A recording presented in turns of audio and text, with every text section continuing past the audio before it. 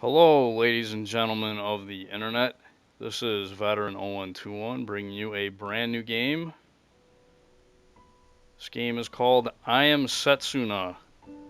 This is a game that's basically a love letter to old fucks like me that like old RPGs from the 90s. I've actually played through this game since it came out on Steam the last few days, and I've gotten all the way pretty much to the end game, where you can start doing like all the side stuff if you want, and I love it. So I'm going to share it with you guys. I have a pretty good grasp on how to play it now, so here we go. Do you want to turn on, yeah, this in-game voices here, that's for the Japanese voices that you hear in battle. I want to turn those on because, you know, it just adds flavor.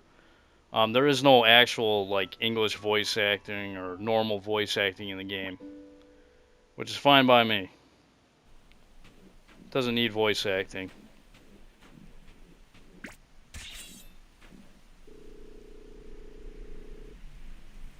Unnatural mercenary, huh?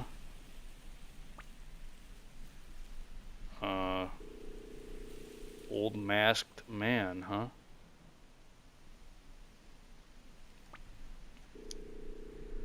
Hapspur. How you doing, Hapspur?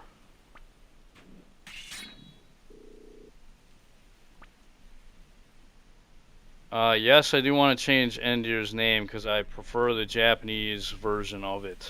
I don't know why they changed it to Endir,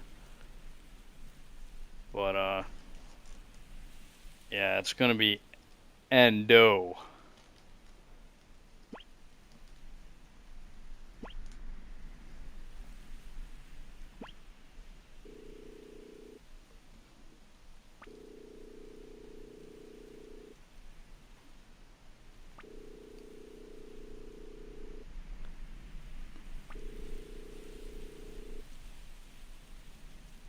Turn the girl. What girl?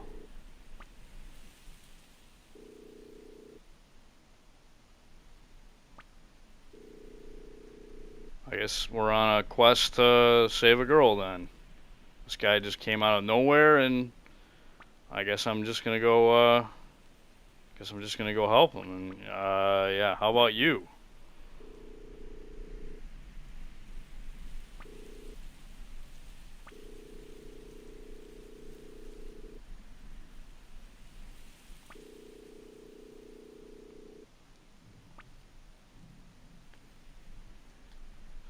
All right, so I'm controlling the character now. This is the menu. You can view your items like tents and potions. You can view your materials. I don't have any at this point, and you can view your key items. You cycle through all that stuff with the bumper, or not the bumper button. Yeah, the bumper buttons on your controller. I'm using a PS3 controller, so the buttons are going to be displayed a little bit different here. Then you have your text. I don't have any text right now with Endo. Sprint Knight. This is basically how you equip text in this game. It's very similar to Chrono Trigger in that respect. In fact, this game is basically a love letter to Chrono Trigger, which is why I'm playing it, which is why I love it. It's freaking good. I like this game a lot. And then you have talismans, which, yeah, basically they have you can equip accessories that have slots on them, and they give you bonus effects and flux effects based on certain criteria. I don't have anything on this particular talisman right now, so nothing to worry about there. And then we have our weapons. As you can see in the lower right there, they even have a graphic for it, you know, showing you, you know, what it looks like. And then in the upper right there, they have all the stats for it: strength, intelligence, all the different stats for the elements. Uh, Endo doesn't have with this weapon doesn't have, like, if he equips a weapon that has like 15 in fire and 10 in all the other elements, basically that weapon qualifies as a fire elemental weapon, for example. So yeah, there are elemental weapons in this game, so that's pretty neat. I don't think there were elemental weapons in Chrono Trigger, were they? Oh, if there were, I don't remember, and I probably never equipped them. Then the party menu is when you get party members. I'll go over that later. Snow Chronicles. Now this is pretty cool. You can go in here and look at your records: number of battles, highest damage, momentum uses, which is one of the new things that were added to the battle system. Because the battle system in this game is very similar to Chrono Trigger in a lot of respects, but they added on to it to make it more refined and robust, I guess would be a good word to use for it. And then the completion rate is on the right there. Main characters, I guess we can look at Endo here. That's what he looks like. He's got a cool looking mask. He's got like two weird hands on his mask there, and he's got like a, I don't know, what do you call that? Where you got like I don't know. It's not like a ponytail or something like that. It's just, you know, something on his helmet. I like his helmet. Pretty cool. But yeah, this is a young man who is a member of the Mask tribe and makes his living as a mercenary. He is strikingly cold and aloof, but this stems from the bitter experiences he has endured and his reluctance to entrust his decisions and choices to others. He is known for his strength and is renowned for having seen every mission he ever took on through to its end. He has no master, and his self-taught sword technique has been developed through combat experience alone, but his prowess in battle speaks for itself. So that's kind of cool. And then the next tab over would have been monsters, but yeah, here we can look at Snow Light, his default weapon, and they'll even actually have a description of the weapon, which is pretty cool. Yeah, all members of the Mask tribe forge their own swords and responds to the forger's magical energy. Nobody else can equip it apparently. And is perfect for solo combat. But yeah, that's his default weapon. And then if you hit the Y button, or the triangle button in my case, you can switch the page to get the default stats. All the weapons in the game you can upgrade with materials if you want.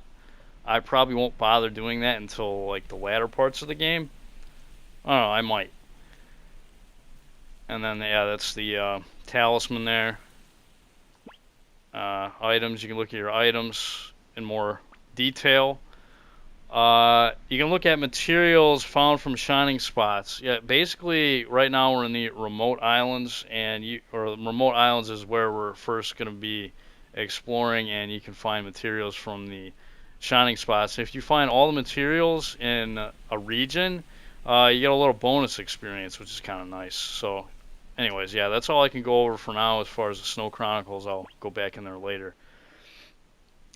Alright, yeah, I want the battle cursor memory on actions. That way when I go to actions, it'll be on the tech that I last used. I want the battle mode to be on way. That way I'm not fumbling around trying to get items and stuff. Battle help messages, yeah, I'll keep that on. I'll keep all that stuff on. Hero's voice. This is being able to hear the character's voice in battle, which I want to keep on just for shits and giggles. But there you go.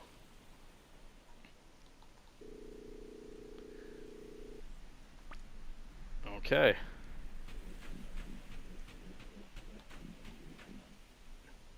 It's a little penguin.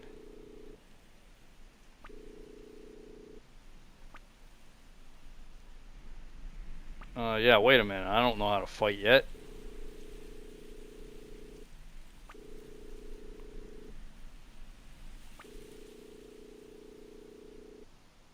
So yeah, if you approach monsters in this game without them noticing, you can get the first strike, which did not apply in Chrono Trigger most of the time. In fact, I don't think it ever did. So yeah, when you move within a certain distance of monsters, battle will begin. If you approach monsters from the front, they will enter guard mode. However, if you approach from behind, their guard will be down. You will then start the battle with full ATB and SP gauges. Now, SP is the secondary gauge that allows you to do momentum attacks or momentum effects for your techs.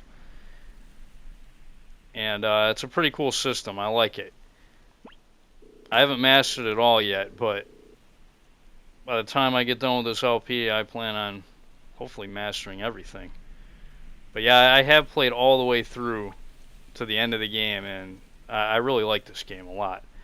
So yeah, active time battle, yes. My favorite battle system of all time.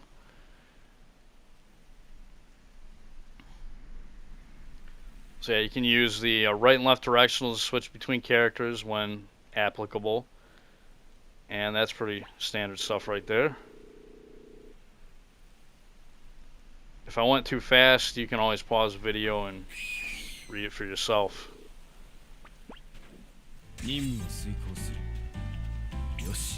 Alright, don't have any text, we can just attack right now. Now I'm going to let the ATB gauge fill up all the way, and then the SP gauge, which is that snowflake thing there, that fills up. And it's going to fill up again. Okay, I've stored up 2 charges, and then... Yeah, I'll let him hit me, I don't care. Yeah, you can store up to 3 charges of SP. Now, when you attack, you want to mash the frickin' what would it be on Xbox? You want to mash the X button. If you're on the PS4, it would be the square button to do a momentum move, and that'll use up 1 charge of your SP, and you'll have like an additional effect. And you can do that with normal attacks, with techs. Another thing too, I killed that guy with a momentum kill, so I got an extra item along with that. So basically how you kill enemies in this game determine the types of items that they actually drop, which is a pretty cool system.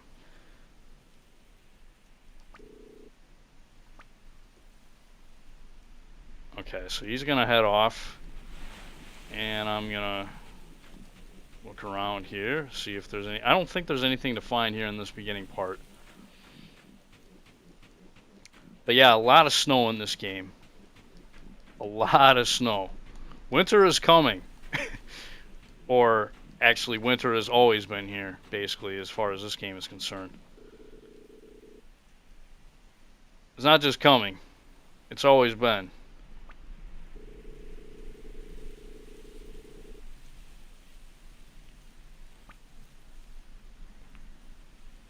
Yeah, what's Sprint Night? Even though I kind of explained it already.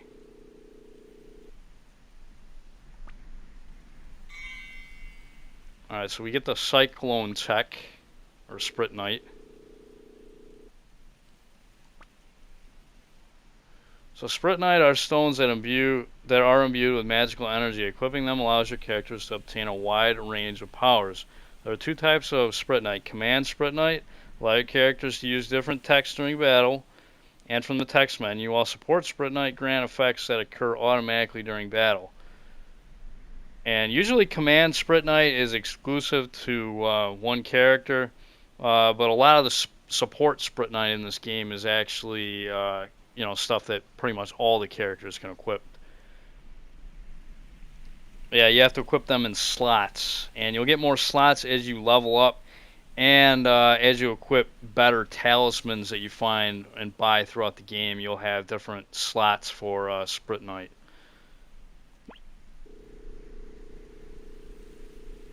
Yeah, you gotta equip it.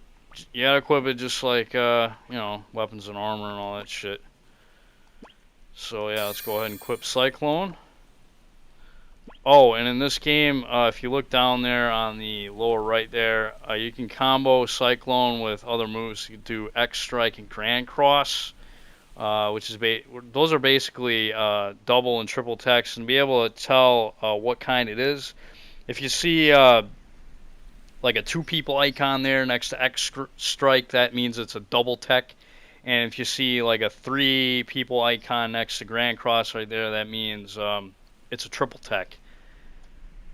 It doesn't tell you outright what other tech you need on this screen right here, but I'll go over that later on how you can find that out, because otherwise it's a little confusing.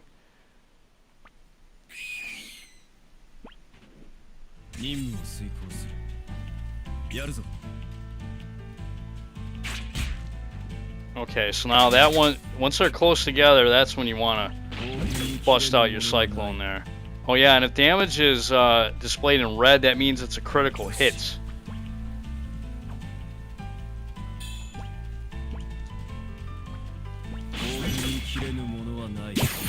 Yeah, as you saw there, I did a little bit of extra damage with cyclone because I did the momentum effect there.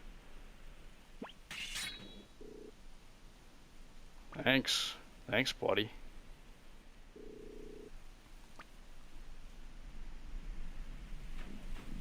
Yeah, the music in this game is done on piano.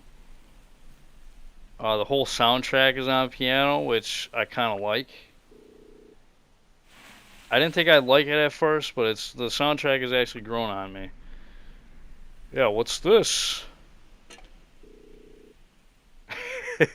And apparently this guy can't see the save point that we're looking at.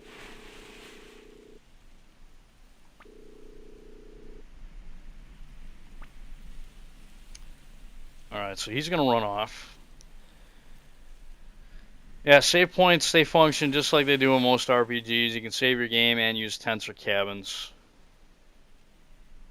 So, there you go. And yeah, I have a whole bunch of save data already, as you can see. I'm just going to save over the first save. And let's see if there's any new stuff I can go over here in the thing. Okay, here we go. Pengi species. This is a pengi, the most well-known of all monsters is found across the land, and there is also a high degree of introspecific verification. Wow, that's introspecific variation. Its wings have evolved to make them suited to deliver powerful slap attacks, and in exchange have lost the ability of flight. Its large crest acts like a tail fin, stabilizing acceleration during its dive attack.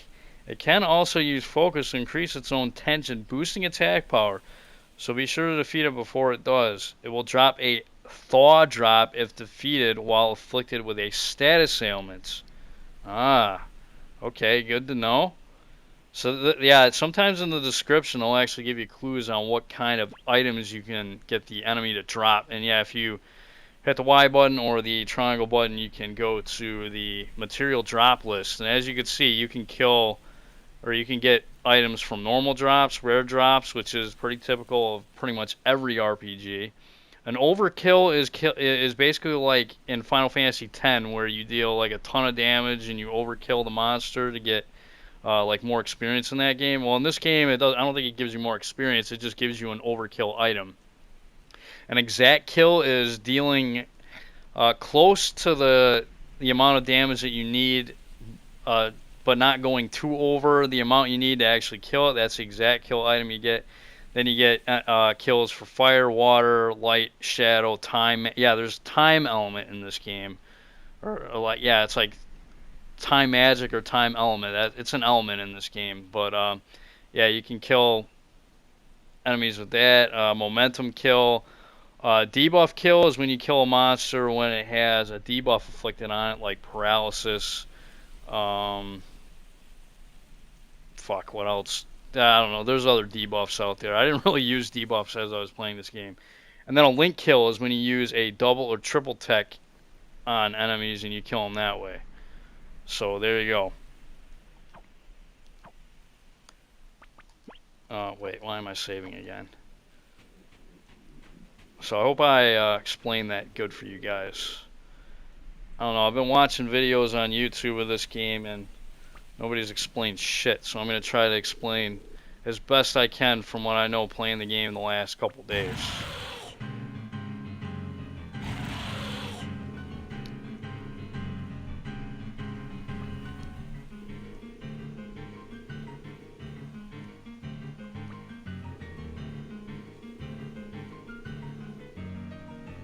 Moments of weakness. Yeah, when a character's ATB gauge is full, but you haven't selected a command yet, yeah, the round SP or special power gauge to the right will start to fill up. It will also be filled when your characters perform actions or take damage. Once it is full, it will flash, and one SP point will appear at the top. The gauge will then be reset and will start to fill up from the bottom once more. The maximum number of SP points is 3. When a character has at least one SP point, you can choose to trigger momentum mode to add various additional effects to attacks and text.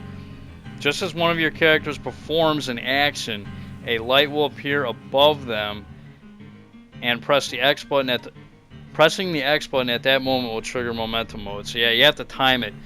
What I like to do is just mash the button. That's the best way to do it, in my opinion. I mean, there's no penalty if you mash the button, so you might as well just do that. That way you can get the timing right.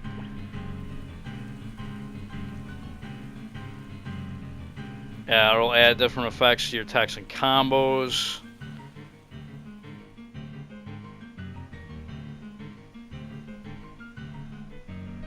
So yeah, it'll affect your healing techs. Special bonuses that affect your whole party also sometimes occur randomly. This is known as singularity. There are various different bonuses, and the reason one that occurs is chosen randomly. Yeah, so it's a little weird. The more you use momentum mode, the greater the chance of singularity occurring. During long battles, make sure to use momentum mode as much as possible.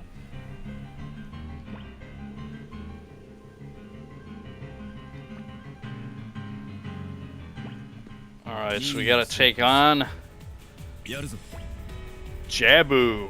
Hello, Jabu. I'm gonna let my thing fill up while he whacks me a little bit. I got a couple. Yeah, I got potions, so no worries as far as HP.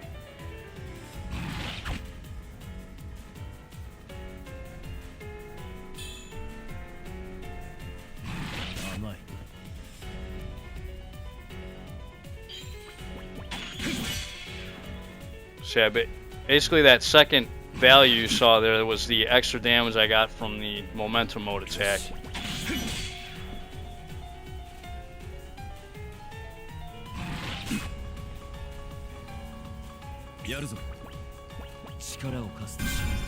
Yeah, potions restore 150 HP.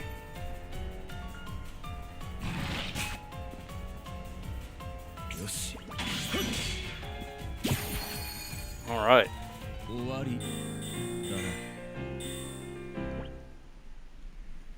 Got a beehive claw and a honey bamboo shoots.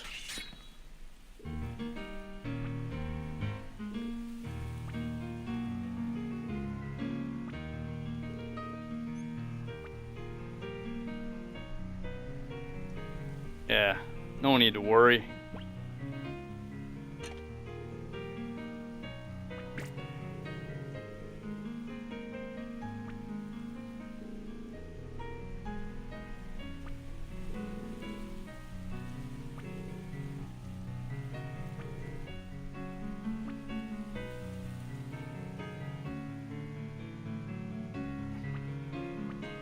Yeah, it's our job to help little girls, I guess. Right?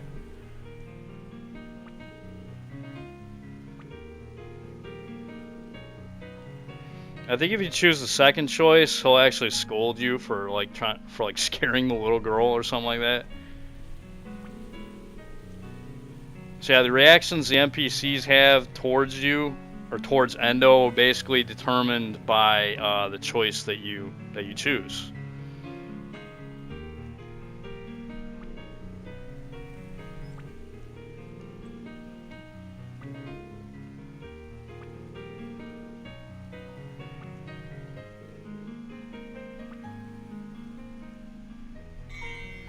Got 5,000 gold. Hey, thanks, buddy. I like spending money.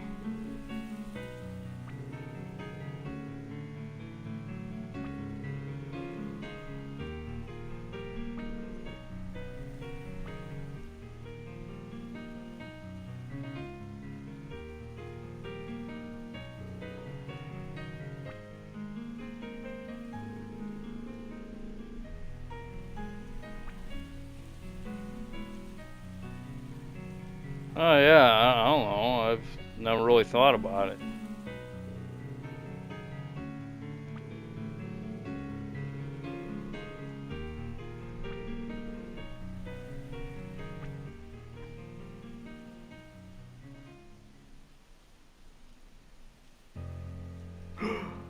Who's this guy?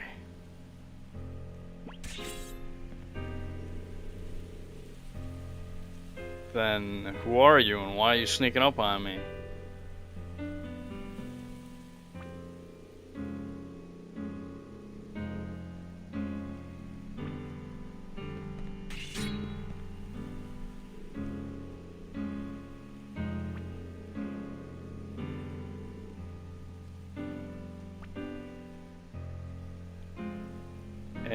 and yeah, why are you sneaking up on me, and why do you think I'll accept your mission?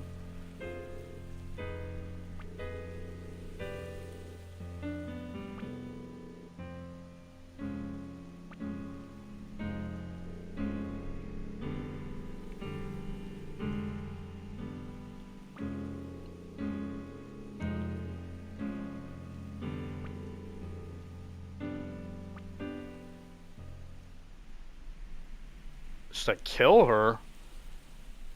Okay. Well, how much are you offering then, man?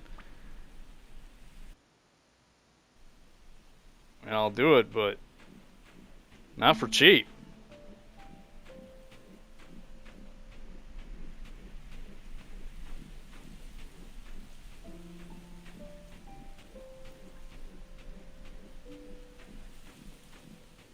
Yeah, this game has a very sad tone to it, but I like it a lot. And this image right here of, you know, walking or whatever in the snow kind of reminds me of Final Fantasy VI. You know, the part where the Magitech armor are marching towards Narsh. Very similar.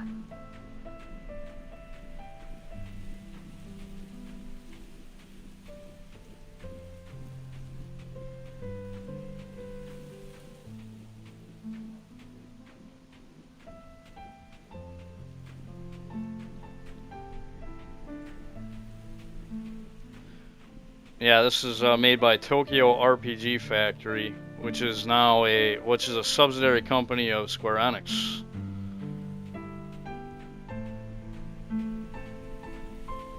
Apparently they like to make RPGs in the old style. And I'm a guy that likes to play RPGs in the old style.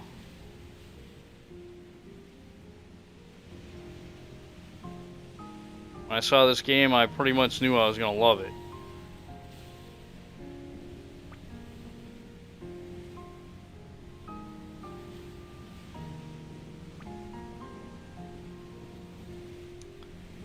Oh man, it's cold. The village of the sacrifice. Every 10 years, a sacrifice is chosen and sets out on a journey to the last lands. Oh, so it's like defeating Sin in Final Fantasy X.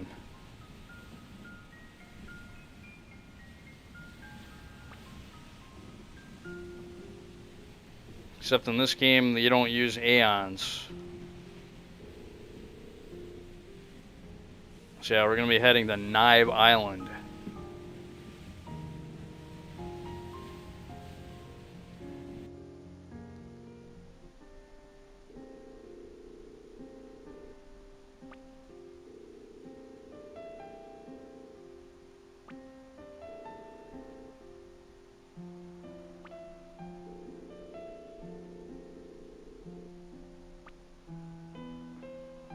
Alright, well here we are at Nibe Island. I'll start exploring it in the next episode. This is Veteran 0121. I hope you will enjoy this Let's Play. I know I'm going to enjoy it because I enjoyed the fuck out of playing this game the last few days. So there you go. This is Veteran 0121. I'd like to thank you guys for watching, and I'll see you next time.